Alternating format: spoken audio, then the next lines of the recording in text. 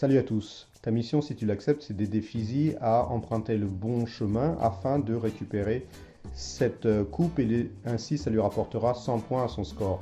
Alors pour cela, tu dois choisir le bon pendule, c'est-à-dire entre le pendule bleu, le pendule blanc et le pendule rouge, celui qui a la période la plus longue, ainsi Fizi pourra se faufiler entre.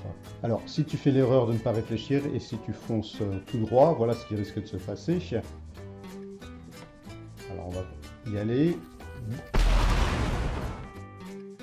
Alors, qu'appelle-t-on un pendule? Un pendule est en fait un fil de longueur L sur lequel on accroche une masse de valeur M et préalablement ce fil, ou plutôt ce pendule, sera écarté d'un certain angle qu'on note souvent θ.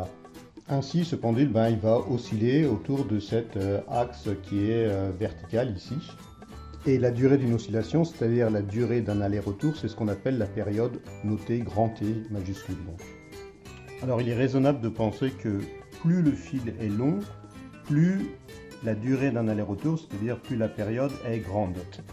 On démontre que la période est proportionnelle en fait à la racine carrée de cette longueur de fil.